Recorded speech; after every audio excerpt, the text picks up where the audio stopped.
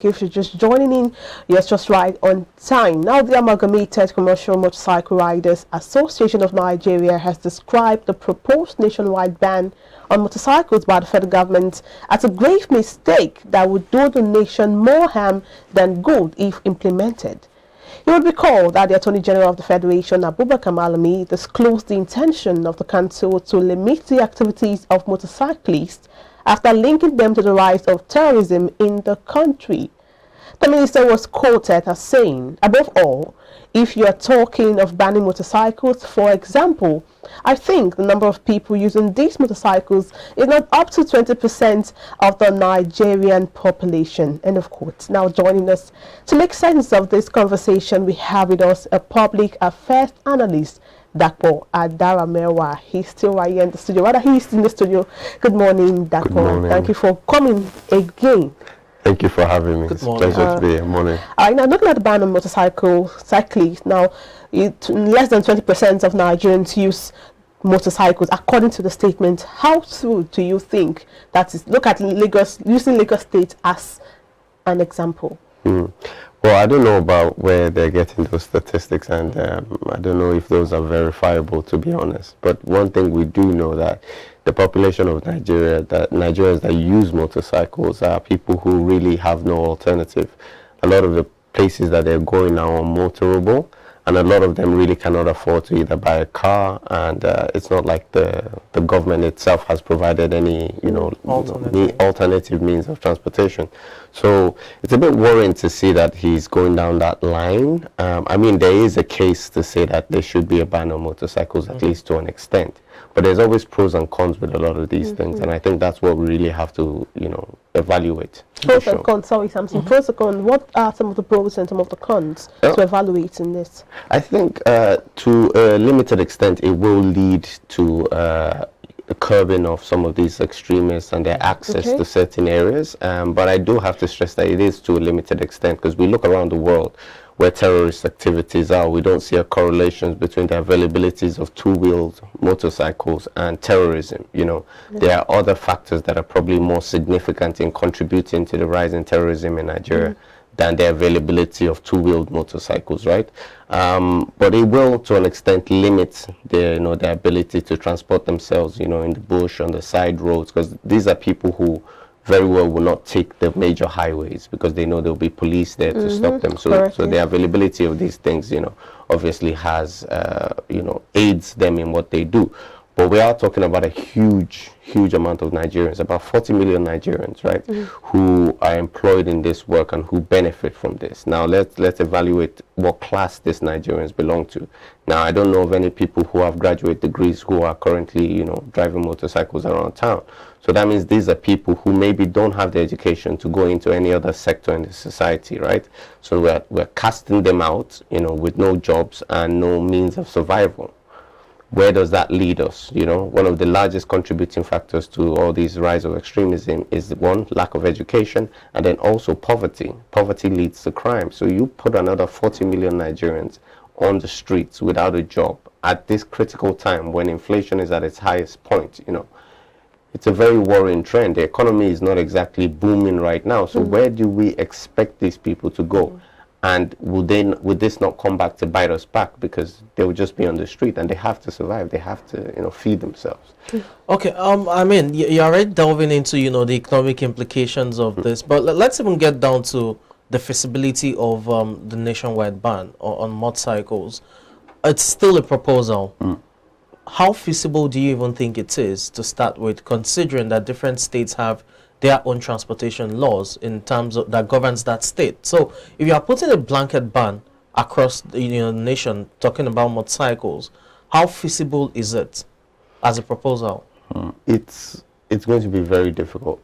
I think Lagos State has banned motorcycles several times, over the years. Several states keep banning, and somehow it comes back up. Is it even a ban or a restriction? I mean, they're able to work in certain areas and local governments. They're just restricted, from certain local governments. So if you even make use of Lagos State as an example, that's not even a ban in the sense. It's more of a restriction. But if the government is saying, the federal government is saying nationwide ban, are proposing a nationwide ban, then was looking at motorcycles being extinct, so to speak.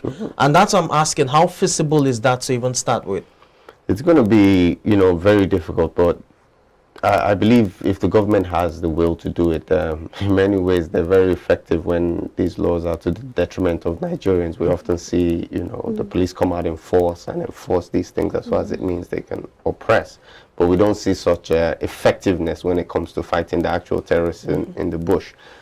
So it is somehow, it is possible. But in terms of feasibility of it, it would definitely be very difficult. And it would lead to so many problems. It would cripple so many people. And let's talk about the businesses that import these things as well. So you're basically crippling a sector of an economy that is struggling to stand on its feet right now. Okay, now looking at the Lagos state government, because this is where we resident and know the traffic situation in Lagos, it's so much, it's outrageous as a matter of fact.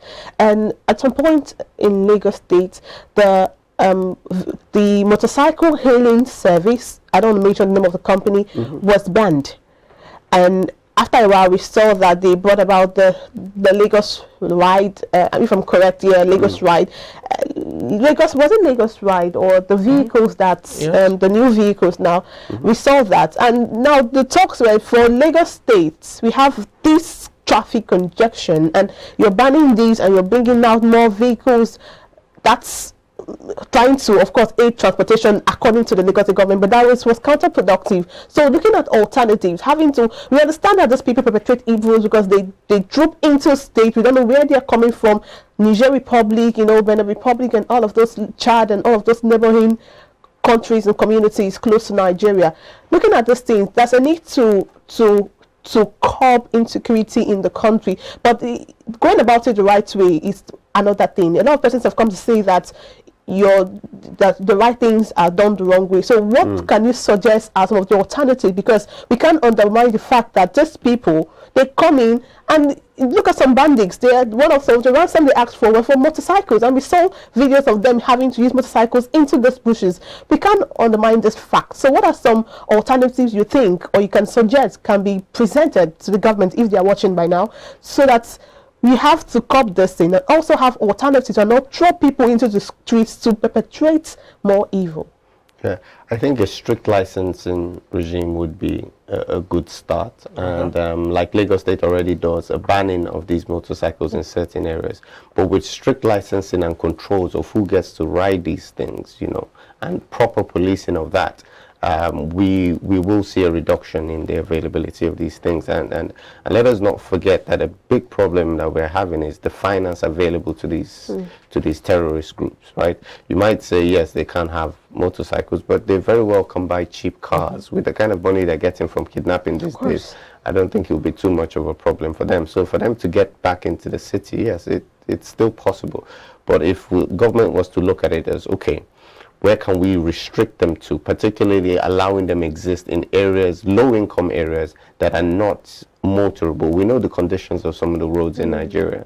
Nobody wants to drive down those roads. No commercial bus driver wants to go down those roads because the wear and tear on your vehicle will make it unprofitable to ply those roads. Not to talk of the fact that the residents in those areas cannot afford, such services at that point. So if there was a strict licensing regime that, obviously corruption does not ruin, we would see a reduction in some of these things. And in many ways, I think our focus should also be on the other things that are causing terrorism. It is sometimes we're focusing too much on the symptoms of these issues rather than the root cause. What is it that is leading a lot of young men in this country to join terrorist organizations, to kill and maim their fellow citizens? What are the weaknesses in our security infrastructure that's causing these things to happen? We look at the Kuje prison attack where they spent over 2 hours or so, obviously raiding the prison and conveniently, uninterrupted and conveniently, discovered millions of dollars and foreign currency in prison. I don't know how the prisons work, but it's a bit problematic that they keep large wads of cash. I don't know if they're giving it to the prisoners or to the security. But would a ban on motorcycles have prevented that? What were the security lapses that led to that? Why was the security infrastructure so weak that it it was not able to get to somewhere as accessible as Kuje prisons. This is the Federal Capital Territory. Exactly. Police helicopters, all military infrastructure is represented there. So what are we talking about here? You know, it's like smokes and mirrors. You know, exactly. Look over here, fight over this issue, keep yourselves busy while the real stuff is happening. So that's what worries me. Okay, let's look at it. I mean, we'll delve into the economic implication of you know, this proposal, but let's look at the security, you know, implication. If the government is proposing that they want to ban motorcycles nationwide as a means of crippling the movements of terrorists, isn't that just, as you've said, treating the symptoms rather than really looking at you know the root cause? Because you have the financiers, how they get their arms and ammunitions, you know, to perpetrate their heinous acts, rather than cripple their transportation means, which to a very large extent is just within their hideouts, the forest and what have you, and not necessarily in terms of, you know, the cities. Don't you think the federal government should be going for the jugular in terms of trying to, you know, address or cut off, you know, means of funding for them? I completely agree. I think funding is a major issue. I've discussed that in previous interviews in terms of how these people are accessing funding, and the fact that the government doesn't seem to be able to get a stranglehold on that. Their access to weapons as well is a major part of this. You know, where are these people seeing, you know, military grade weapons? You know, who are they buying it from? And how are they being imported? How are they being imported? You know, with the Nigerian port force is very effective at stopping people, you know, who are bringing cars or who have a couple of T-shirts in their cars and such, and all those kind of things. They're very effective at stopping that, but somehow we have, you know, millions of weapons in effect coming into this country over the span of years. The porous borders? Yeah, porous borders. These are more you know, more serious things that the government should be able to handle, rather than taking drastic decisions, you know, in the guise of, you know, drama and showing us that they're doing something that they very well know will affect, you know, the lives of everyday Nigerians. Do you get what I'm saying? Now, who is the terrorist to the average Nigerian who's just, you know, trying to make headway? He has 1 or 2 motorcycles, you know, just doing enough to feed his family, working in Lagos, an honest man. Who is the terrorist to him by the time you take away his livelihood? It's not somebody hidden in the bush somewhere. It's the person who is taking away his means of earning money and giving him no alternative. There's nothing wrong with banning a particular thing if it would be advantageous to society. But you must give an alternative. There must be a way out. And without that, it's just draconian behavior, you know, and it's often symptoms of a very weak government that doesn't have a solution to its people's problems and instead wants to take big drastic decisions, you know, under the guise of, you know, pretending to be effective. Another security implication of this, you know, if it goes through, will be the fact that you have millions of people out there unemployed as a result of, you know, their livelihood being stripped, as you've just mentioned. That would seemingly result as well in an increase in, you know, crime rate. So how do you correlate both, you know, in terms of trying to address insecurity, trying to cut down, you know, the movements of terrorists, and at the same time, as a result of that, you know, policy or decision, you're also increasing the crime rates in the nation? How do you juxtapose that to, you know, make sense of this proposal, really? Yeah, I think you pointed out some very poignant factors. The UN has long identified that, you know, harsh economic conditions and poverty are one of the leading causes of crime within any society, regardless of whether we're talking terrorism or just general petty crime. Now, we can see that there's a steady rise in Nigeria in crime. Now, the statistics are a different thing, but you ask the average Lagosian, everybody knows somebody who has been attacked in hold up, robbed in hold up. All those kind of crazy things are happening all around us. Now, to cast another, you know, couple of million people back into that bracket where there's nothing to do is absolutely, you know, ridiculous in many ways. So in terms of the government balancing that, that's what I mean by we really have to weigh the pros and cons of such decisions. Now, in order to effect a ban on this, you would need to develop a significant amount of policing time and hours towards effecting the ban, right? Now let's think of those time and hours that we're going to, you know, put towards that, and think of anywhere else we can put that towards. If our police have this extra amount of time, you know, to be going around, you know, picking up bike guys and all those kind of things, destroying bicycles, you know, all that waste of resources, why don't we put it towards actually policing the areas where we know crime happens?